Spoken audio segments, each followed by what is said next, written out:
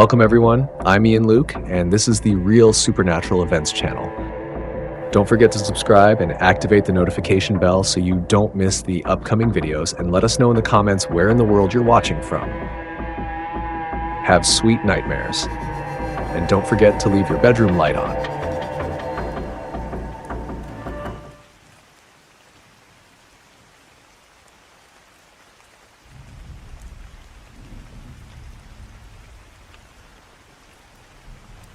Good evening, everyone.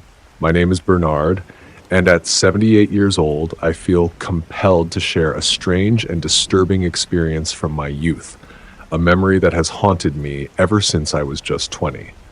I know many of you might be skeptical, but I ask that you reserve judgment and listen closely before dismissing legends or laughing at old superstitions. It was a Friday afternoon during Lent, a time when our small rural community was steeped in old traditions and wary of the unknown.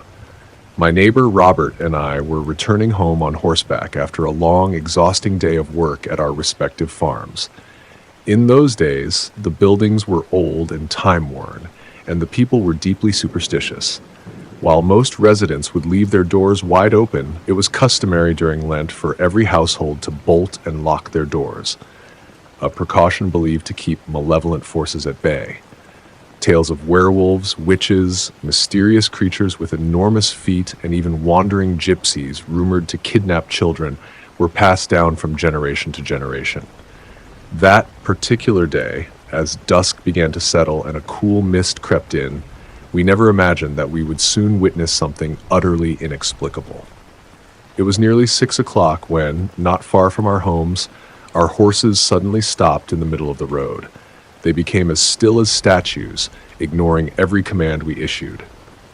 "By God, Bernard," Robert muttered, his voice trembling slightly as he gripped his trusty shotgun, "what on earth is wrong with these animals? They just froze. I have a feeling something dreadful lies ahead." At the time, Robert, then only 25, was far more superstitious than I was, and his unease was contagious, even as I tried to dismiss it as nothing more than a momentary fright brought on by the overcast skies and the chill in the air.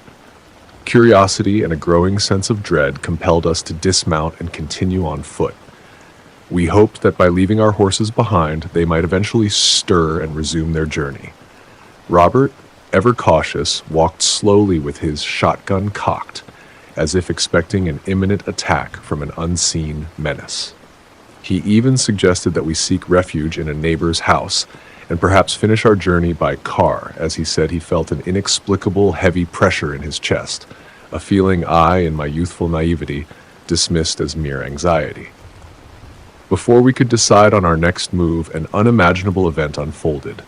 As if triggered by an unseen force, both our horses bolted, charging off into the distance and leaving us stranded on that lonely, deserted road. A surge of irritation welled up within me, and for a brief moment I nearly accused Robert of some misdeed. However, I quickly realized that there was no time for blame or argument, especially with the palpable terror in his eyes. We resumed our journey on foot, each step weighed down by mounting tension. The sky darkened rapidly, and a steady rain began to fall, heightening the eerie atmosphere that had already settled over the landscape. As we neared our destination, a strange, rustling sound from the nearby brush suddenly stopped us in our tracks. Something was moving among the dense trees, and in the midst of that shadowy thicket, an apparition emerged. There, in a small clearing, a woman appeared, as if summoned by the very spirits of the night. She landed heavily on the damp ground before us, completely nude, her long, tangled hair matted and wild. Her sudden appearance was accompanied by a grotesque contortion of her body. She writhed on the earth, her vacant eyes fixed upon us with a stare so terrifying that it seemed to pierce my very soul. Her mouth hung agape, revealing teeth that were rotten and yellowed, stained with ominous black spots reminiscent of a crocodile's. Her face was deeply lined and marred by unsightly wounds, and her emaciated, almost skeletal frame radiated nothing but despair and desolation. For several agonizing moments, Robert and I stood frozen in horror. Although he still held his shotgun, his hands shook uncontrollably, and I found myself paralyzed by fear. I even considered seizing the weapon from him to defend us, but the terror in that surreal moment rendered me immobile, as if my body had betrayed me.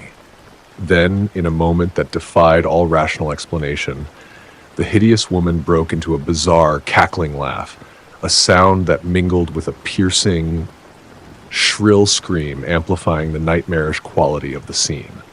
Without any warning, she dropped to all fours, and what happened next remains a memory that continues to haunt me. The woman began to vomit uncontrollably, and from her heaving, bile-soaked body emerged a ghastly sight. What looked like a small, severed child's finger, complete with a tiny, staring eye. In the dim light, I could just make out other dismembered fragments, bits of bone and cartilage that scattered onto the muddy ground like macabre offerings. The shock was overwhelming. As I struggled to process the horrific spectacle before me, the grotesque transformation of the woman began. From her pallid skin, strands of coarse hair sprouted in mere moments, and her limbs started to shrink, contorting into something unnatural. Her fingers merged and thickened until they resembled hooves more than human digits. I was so overcome with revulsion and fear that I closed my eyes, unable to bear the sight of such an aberration. When I finally dared to open my eyes again, the sound of her laughter had transformed into a deafening, unearthly shriek that echoed through the trees. And then, as if conjured by the chaos of that moment, a new creature emerged from the gloom, a creature that defied all logic and reason. About 15 meters away, charging toward us with terrifying speed, was a goat with the head of a woman. Its eyes glinted with a manic intensity, and its hooves pounded the ground in a frantic, otherworldly rhythm. For a brief, agonizing second, I could not believe what my eyes were witnessing. At that very instant, an overwhelming weight seemed to press down on my chest. I turned to see that Robert had collapsed onto the ground, his body convulsing as if struck by a sudden fatal blow. It quickly became apparent that he was suffering a heart attack, his life slipping away before my very eyes. I stood there, numb and isolated, forced to confront not only the incomprehensible horror that had unfolded before me, but also the imminent loss of my dear friend, whose vibrant spirit had always been a beacon of life. I never discovered the true origin of that nightmarish creature, nor did I ever learn who or what that deformed woman truly was. The experience left an indelible mark on my soul, and the shock was so profound that it drove me away from the countryside I had always known. Soon after that dreadful evening, I left my small town behind, seeking refuge and a fresh start in the capital, far from the superstitions and lingering shadows of my past. Over the decades, the memory of that Lent Friday has refused to fade. Even now, as I grow older and the world around me evolves, each Lent Friday brings with it a familiar chill, a reminder of that fateful day.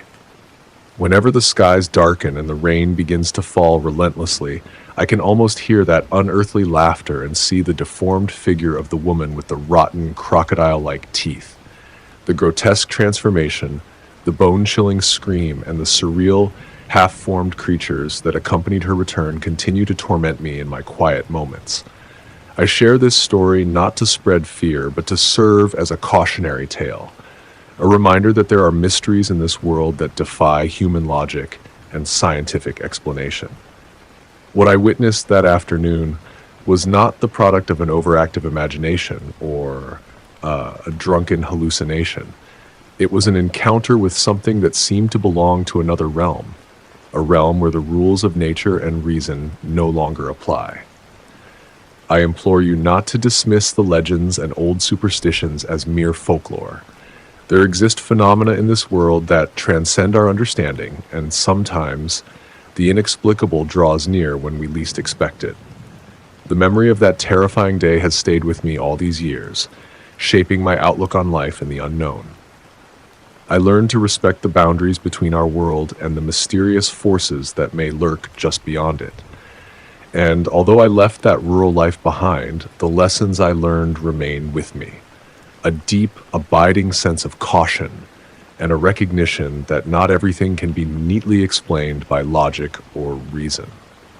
My dear friends, if you ever find yourselves in a situation where the supernatural seems to brush against your reality, remember my tale. Trust your instincts, and do not dismiss the old legends that have been passed down through generations. There are secrets in this life so profound that even the sharpest minds may never unravel them. And sometimes, what appears to be a mere myth is a window into a world that exists just out of sight. Thank you all for listening to my story tonight. May you carry with you a healthy respect for the mysteries that surround us, and may you always remain open to the possibility that the unknown is closer than we ever dare imagine. Good night.